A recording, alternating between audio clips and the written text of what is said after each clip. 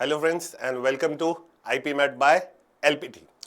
Basically जब भी IP mat की बात होती है तो बेसिक हमारे पास तीन सब्जेक्ट्स होते हैं। We talk about quant, we talk about LR and DI and the third section is your VARC. तो इसी सीरीज में मैं आपके लिए क्वांट के ऊपर एक वीडियो लाया हूँ, क्वांट की स्ट्रैटेजी के ऊपर एक वीडियो लाया हूँ। तो कि हर बच्चे के साथ मैक्सिमम 90% ऑफ स्टूडेंट्स के साथ मैंने एक दिक्कत देखी है कि उनकी क्वांट बहुत कमजोर रहती है, स्पेशली नॉन मैथ्स बैकग्राउंड के बच्चे जिनको ज्यादा डर रहता है मैथ्स से रिलेटेड, क्वांट से रिलेटेड, तो उनका क्वांट का बहुत बड़ा दिक्कत रहा है हमेशा। तो हम आज की सीरीज में बात कर रहे हैं बेसिकली क्वांट की आपकी फाउंडेशंस कैसे स्ट्रॉन्ग करें, आप क्वांट को कैसे अप्रोच करें as a subject. This video will be very very useful for the students जिनकी मैथ्स बहुत कमजोर रहती है, जो हमेशा डरते हैं कि मेरी मैथ्स बहुत कमजोर है, हमें मैथ्स कैसे अच्छी करनी है, किस तरीके से हमें मैथ्स को अप्रोच करना है। वो गलतियां बहुत सारी करते हैं, बहुत सारी गलतियां करते हैं।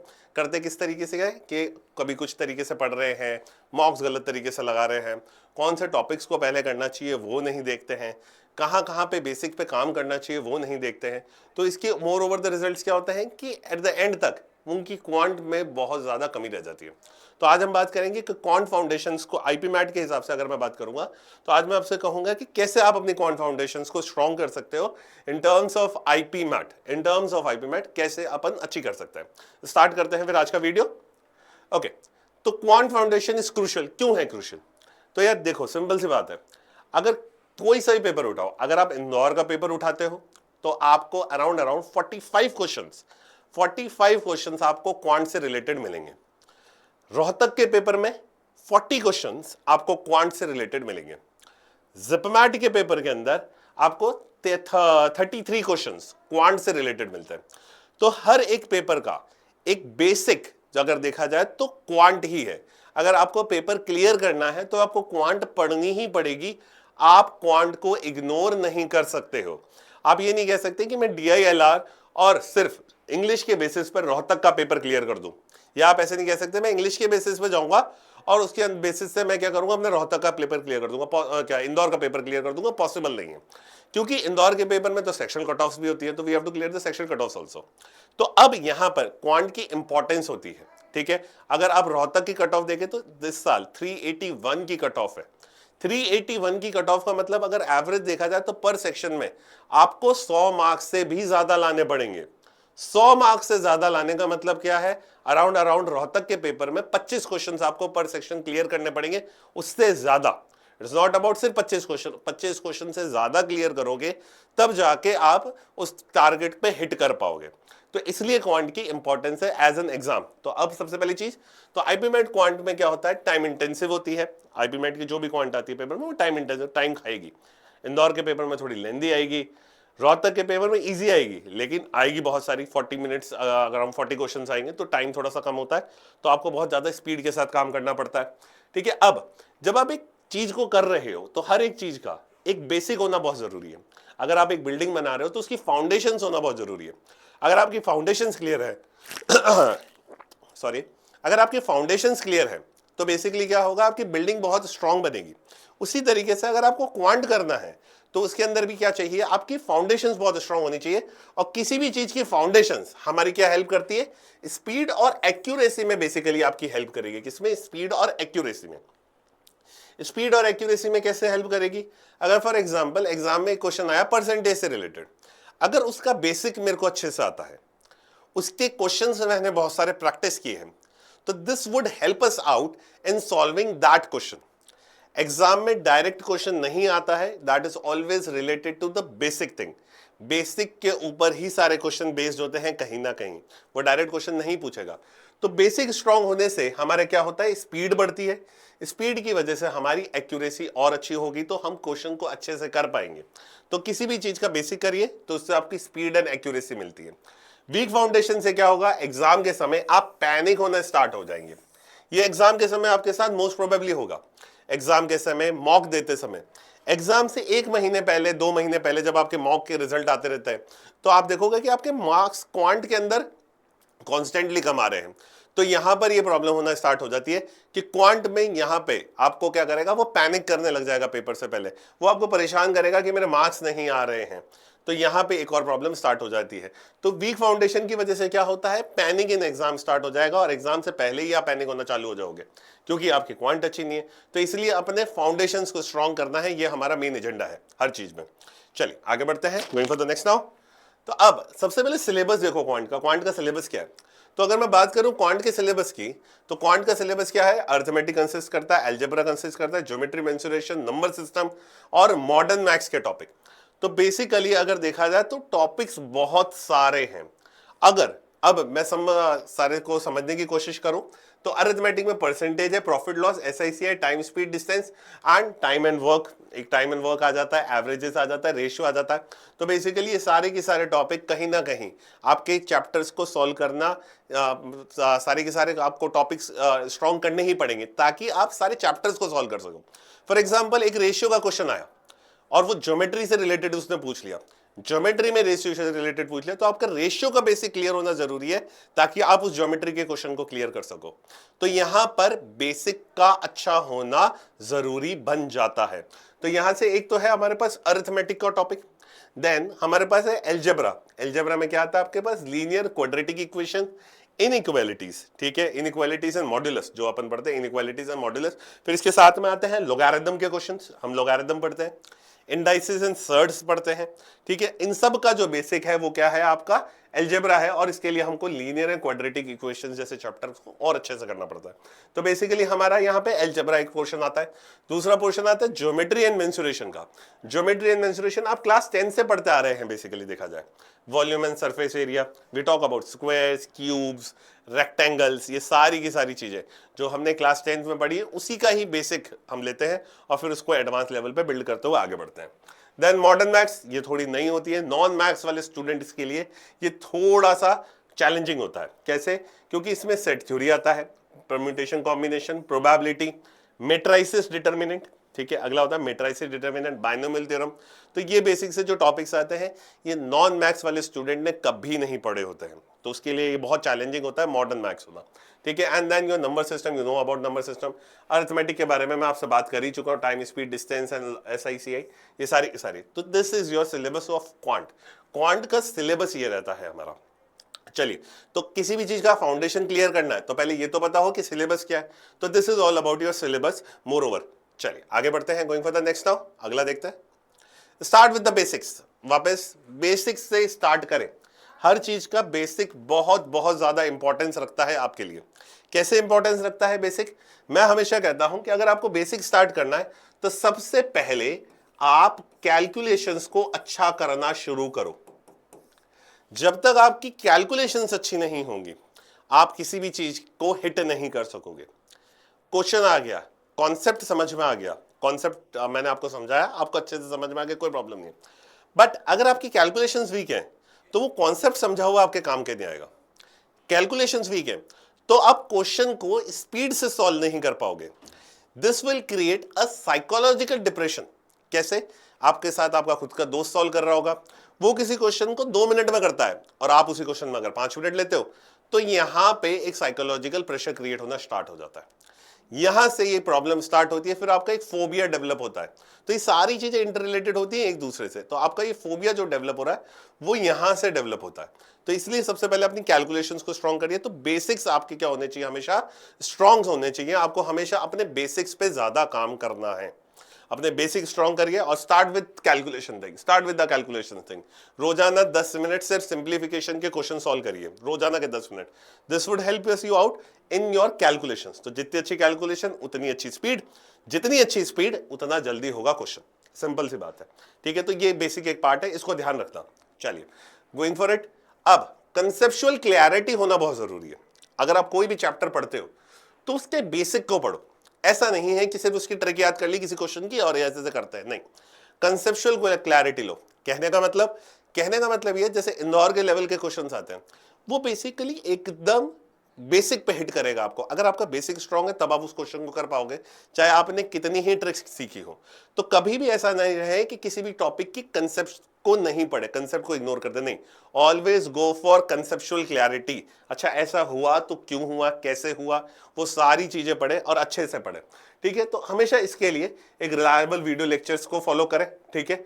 फॉर ट्रिकी टॉपिक्स, जो भी आपके ट्रिकी टॉपिक्स है, तो एक रिलायबल वीडियो लेक्चर्स फॉलो करें। ऐसा नहीं कि किसी का फॉलो कर रहे हैं और उसने से 2 लेक्चर्स में बता दिया कि हाँ भाई इतना इतना आता है। नहीं, हमेशा पूरे टॉपिक को पूरा पढ़ो, सही से पढ़ो, और सही से पढ़ने के बाद फिर उसके क्वेश्चन लगाओ। That is really important. ऐसा नहीं है कि सिर्फ उसको देख के ही छोड़ दो, नहीं, देखने से पढ़ाई नहीं होगी, सॉल्व करने से पढ़ाई होगी। आपका जो स्ट्रॉन्ग बनेगा वो सॉल्व करने से बनेगा। तो we have to always focus on solving the things. तो हमेशा याद रखिएगा, वीडियो लेक्चर्स देखे कोई दिक्कत नहीं है, लेकिन ट्रिकी टॉपिक्स के देखे और अच्छे से उसे समझे कंसेप्चुअल के साथ। Then 1 topic at a time. कभी भी 4-5 टॉपिक को एक साथ मत उठाना कि मैंने यहां पे क्या कर रहा हूं, एक तो अरिथमेटिक का टॉपिक उठा लिया, रेशियो, और सर मैंने क्या ज्योमेट्री 10th क्लास में पढ़ी थी और मेरे 99 मार्क्स आए थे, तो मैंने क्या करा, ज्योमेट्री का टॉपिक भी उठा लिया साथ में।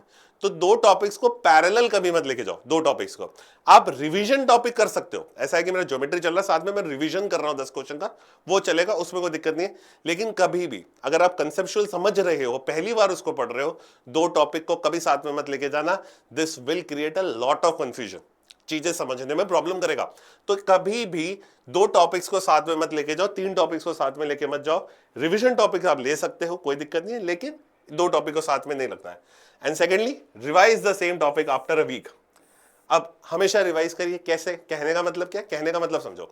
जैसे फॉर एग्जाम्पल आज वीक 1 है, मैंने परसेंटेज का चैप्टर पढ़ा, मैंने परसेंटेज का चैप्टर पूरा कंप्लीट कर लिया, जो भी मेरे डाउट्स थे मैंने वो पूछ लिए, वो क्लियर हो गए, मैंने मेरी बुक खत्म कर ली, मॉड्यूल खत्म कर लिया।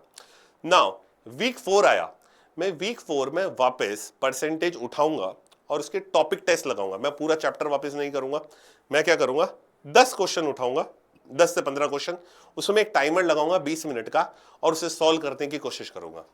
वापस उसमें डाउट्स आएंगे, मैं उसमें देखूंगा क्या चीजें हैं, वो पूछूंगा या खुद से समझूंगा, and then I will go for the next topic. ऐसे कर करके तो वीक 4 में मैंने उसका रिवाइज कर लिया, अगेन वापस वीक 7 या वीक 8 में फिर वापस रिवीजन करूंगा। मैथ्स बहुत पहले कहा जाता था कि मैथ्स में क्या होता है कि आप एक बार पढ़ लो चल जाएगा, नहीं, बट यहां पे क्या होगा, एक रिवीजन रेगुलर रिक्वायर्ड होगा। तो always go for the revision thing, याद रखिएगा, always go for your revision. Going for the next now, अगला, learn by solving not just watching. सिर्फ देख के नहीं होता है। अगर आपका कोई दोस्त सॉल्व कर रहा है आपके साथ क्वेश्चंस, तो आप ये मत देखिए कि देखो उसने सॉल्व कर लिया तो मैंने सॉल्व कर लिया, नहीं, आपको खुद से सॉल्व करना है। अगर आप किसी का वीडियो लेक्चर फॉलो कर रहे हैं तो ऐसा नहीं है कि आप सिर्फ उनको देख रहे हैं कि वो सॉल्व कर रहे हैं, हाँ मेरे को समझ आ गया, नहीं, आप वापस उस क्वेश्चन को खुद से सॉल्व करिए। अगर आपका कोई दोस्त क्वेश्चन को सॉल्व कर रहा है, आपकी हेल्प करता है, तो वापस उस क्वेश्चन को खुद से सॉल्व करिए। जब तक आप खुद से नहीं करेंगे नहीं होगा, जब तक खुद से नहीं करोगे नहीं होगा।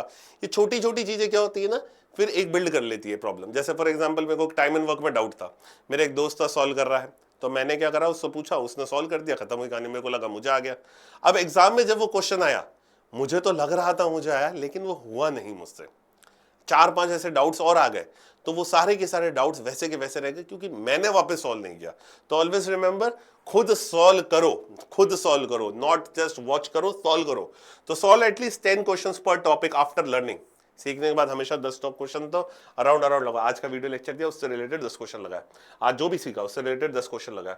जैसे ही वो टॉपिक खत्म हुआ, फिर उसका मॉड्यूल लगा लिया, बुक सॉल्व कर ली, फिर उसको वीक 1 में खत्म हुआ, डाउट्स पूछ लिए, वीक 4 में वापस उसे रिवाइज करेंगे। तो मेंटेन एन एरर लॉग, हमेशा कोशिश करिए एरर लॉग मेंटेन करो, कहाँ पे गलती हो रही है, कौन से कॉन्सेप्ट में गलती हो रही है, ताकि याद रहे कि अच्छा ये कॉन्सेप्ट है और हमें इस तरीके से याद रहेगा। And revise the same topic after a week. मैंने अभी आपको बोला था सेम टॉपिक को रिवाइज करते रहो हर हफ्ते, किस किस तरीके से करना है वो भी मैंने बात करी आपसे। गोइंग फॉर द नेक्स्ट, एक स्ट्रक्चर टाइमलाइन दे रहा हूं मैं आपको। मैं ये नहीं कह रहा कि आप ये फॉलो करो, लेकिन काइंड ऑफ मैं आपसे कहूंगा कि आप इसको एक बार कंसिडर कर सकते हो। तो जिसमें मैंने कहा कि शुरुआत के मंथ में हमेशा अरिथमेटिक उठाओ, अरिथमेटिक और नंबर सिस्टम। कभी भी ये मत करिएगा आप मॉडर्न मैथ्स पहले उठा लो या ज्योमेट्री मेंसुरेशन पहले उठा लो, नहीं। जब आप स्टार्टिंग में अपनी तैयारी स्टार्ट करते हो तो हमेशा अरिथमेटिक से स्टार्ट करिएगा, that would help you all a lot. Modern maths, geometry, mensuration, trigonometry पढ़ोगे चाहे आपकी कितनी अच्छी हो, लेकिन वो एक बार कंफ्यूज करेंगे आपको, क्योंकि आपने बहुत टाइम से अगर नहीं पढ़ा है तो दिक्कत होगी। तो हमेशा याद रखिएगा, मंथ 1 में हमेशा आपको क्या करनी है, अरिथमेटिक और नंबर सिस्टम उठाना है। फिर सेकंड मंथ में क्या करिए, अलजेब्रा, ज्योमेट्री रिलेटेड टॉपिक उठाइए। थर्ड मंथ में मॉडर्न मैथ्स करिए, और बाकी सबका रिवीजन तो हमेशा चलता ही रहेगा, प्लस मॉक्स भी स्टार्ट करिए। You should start giving the मॉक्स। जैसे ही आपका सिलेबस एक पर्टिकुलर लेवल तक कंप्लीट हो जाए, you should start giving the मॉक्स। Her Sunday को आप मॉक लगाइए, हर मंथ में आपको मॉक लगाना चाहिए। मंथ में कैसे, जैसे एक संडे को आपने इंदौर लगाया, एक संडे को आपने रोहतक लगाया, एक संडे को आपने जिपमैट लगाया। ऐसे करके आप हर महीने में करीबन मॉक लगाते रहिए, इसी साइकिल में लगाते रहिए, ताकि वो हेल्प करेगा। उसका एरर लॉग्स बनाओ, उसके डाउट्स पूछो, that would help you out, ठीक है ना। और वीकली आप क्या करिए, मिक्स टॉपिक्स लगाइए, फुल लेंथ टाइम क्विजेस लगाइए, सेक्शनल लगाइए, टॉपिक टेस्ट लगाइए, जो जो टॉपिक हो गए उनका टॉपिक टेस्ट लगाइए। मिक्स क्विजेस करेंगे तो वो भी हेल्प करेगा। सेक्शनल, जिसको हम कहते हैं सेक्शनल्स लगाइए, sectional will help you all out, ठीक है ना। मॉक हफ्ते में एक, सेक्शनल्स आप लगा सकते हो अकॉर्डिंग टू योर एबिलिटी, कि मेरा ये वीक है तो उसका ज्यादा लगाओ, जो वीक है उसके ज्यादा लगाओ, जो नॉर्मल है उसका थोड़ा सा आप ऑल्टरनेट कर सकते हो, कोई दिक्कत नहीं है। तो जो वीक है उसके ज्यादा लगाइए। तो जो वीक है उसके मान लीजिए आप वीक में करीबन 2 तो सेक्शन लगाए, जैसे मेरा इंग्लिश सेक्शन वीक है तो मैं क्या करता हूँ, वीक में 2 सेक्शंस लगाता हूँ, तो that would help you out, ठीक है ना। या मैथ्स मेरी वीक है, सर इंदौर की मैथ्स मेरे से नहीं होती, तो मैं इंदौर के सेक्शन, शॉर्ट आंसर मेरे वीक है तो शॉर्ट आंसर पे ज्यादा फोकस करूंगा और शॉर्ट आंसर लगाता रहूंगा। तो याद रखिएगा ये एक काइंड ऑफ मैंने टाइमलाइन बनाई है जिसमें आपको शुरुआत इससे करनी चाहिए और एंड कुछ इस तरीके से। रिवीजन हमेशा फॉलो होंगे, जैसे जैसे टॉपिक होते जाएंगे रिवीजन फॉलो होगा। तो ये याद रखिएगा, ये आपकी क्वांट फाउंडेशन को स्ट्रांग बनाने में बहुत हेल्प करेगा। स्ट्रांग बनानी है अगर, तो आपको क्या क्या याद रखना है, याद रखना सबसे पहली चीज जो होती है बेसिक्स पे काम करना है हमको, सबसे पहला बेसिक पे काम होगा। सेकंड, खुद सॉल्व करना है, कंसेप्चुअल क्लैरिटी बनानी है हमको। थर्ड, खुद सॉल्व करिए, टॉपिक का रिवीजन करिए, टॉपिक का रिवीजन। फोर्थ, आपके एक स्ट्रक्चर टाइमलाइन होनी चाहिए कि मैं इस तरीके से पढ़ूंगा, ऐसे ऐसे पढ़ूंगा और इस तरीके से मेरी चीजें क्या हो जाएगी, सॉल्व हो जाएगी। Going for the next now, क्या कर सकते हैं, प्रीवियस ईयर एग्जाम लगाइए, प्रीवियस ईयर एग्जाम के क्विजेस लगाइए, आईपी मैट और आईपी मैट के एग्जाम से रिलेटेड, यानी इंदौर रोहतक के पेपर लगाओ, ये हेल्प करेंगे आपको। मिक्स टॉपिक्स जो आप कर रहे हो ना, मिक्स टॉपिक कर रहे हैं, तो उस समय आप ये प्रीवियस ईयर के लगाओ, तो that would also help you out. तो इससे आपका कॉन्फिडेंस बूस्ट होगा, इससे आपको ये पता चलेगा कि मेरे को कितना आता है, क्या मैं एग्जामिनेशन लेवल तक तैयार हो गया हूँ, नहीं हुआ हूं तो क्या क्या चीजें बाकी है, तो उस हिसाब से चीजें चलेंगी। देन आईपीएम स्पेसिफिक मॉक्स लगाने हैं आपको, हमेशा याद रखिएगा, कुछ भी एरे गैरे नहीं लगाने हैं। If you are preparing for IPM तो start with IPM mocks only, not go for other mocks, कोई दूसरे मॉक्स मत लगाइए, ठीक है। हमेशा उसी लेवल पे तैयारी करिए जिस लेवल पे आपको फाइट करना है, तो हमेशा उसी लेवल से करिएगा। और हमेशा आप इंप्रूव करेंगे, इंप्रूविंग पे ध्यान दीजिए, एरर लॉग्स बनाइए, देखिए क्या गलती हुई, क्या वो गलती वापस रिपीट तो नहीं हुई, वो ध्यान रखो। कोई चैप्टर पढ़ लिया, क्या उस चैप्टर की गलतियां वापस तो नहीं हो रही है, उस पर ध्यान रखो। तो these will help you out. कैसे हेल्प होगी, एरर लॉग से। ये कहां से हेल्प होगी आपकी, एरर लॉग से हेल्प होने वाली है। आई थिंक सो क्लियर है कहानी, यहां तक आपको समझ में आ गई बात। तो ऑल दीज थिंग्स अगर मैं देखूं तो आपको कहीं ना कहीं हेल्प करेगी, चीजें समझने में हेल्प करेगी, क्वांट की आपकी फाउंडेशन स्ट्रांग करेगी। ये सारी चीजें इग्नोर हो जाती हैं, वो बच्चे जिनकी क्वांट कमजोर रहती है, उनका मेन कारण ये होता है वो इन सारी चीजों पे ध्यान नहीं देते हैं, किस तरीके से करना है वो ही उन्हें नहीं पता है। And last thing, track your progress and adapt. याद रखिए, वीकली टारगेट्स बनाइए, वीकली टारगेट्स बनाइए, अपनी परफॉर्मेंस को रिव्यू करते रहो, देखो क्या इंप्रूवमेंट आ रहा है। अच्छा, क्या इंप्रूवमेंट आ रहा है, कहां पे हम वीक पढ़ रहे हैं, वीकनेस को फाइंड करना जरूरी है, वीकनेस को फाइंड करना। तो हमेशा इसको इवैल्यूएट करते रहिए, अपने वीक एरियाज को हमेशा देखते रहिए, ठीक है। Always remember, don't major how many you solve, major how many you solve correctly. आप कितने सॉल्व कर रहे हो, तो नहीं, करेक्टली कितने सॉल्व हो रहे हैं। और फिर करेक्टली सॉल्व हुए तो आप पता चलेगा फिर वीक क्या है, वीक से पता चल जाएगा कि हमारी वीकनेस कहाँ है, तो हम अपने आप ही उस पर काम करेंगे, तो that will help you out. तो याद रखिएगा, ट्रैक योर प्रोग्रेस करना जरूरी है। 3-4 चीजें, पहले बेसिक अपने स्ट्रॉन्ग करो, ठीक है।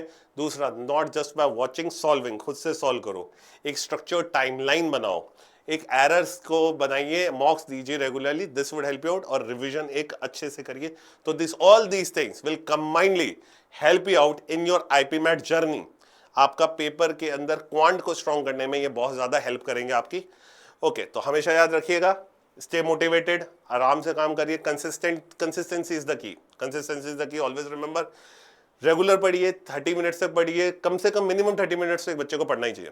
The students who are in 12th right now, उनके पास टाइम नहीं होता है बहुत बार, तो मैं कहता हूँ दिन में करीबन आपको 30 मिनट्स तो देना चाहिए आईपी मैट को। तो मिनिमम ये पढ़ते रहिए, ठीक है।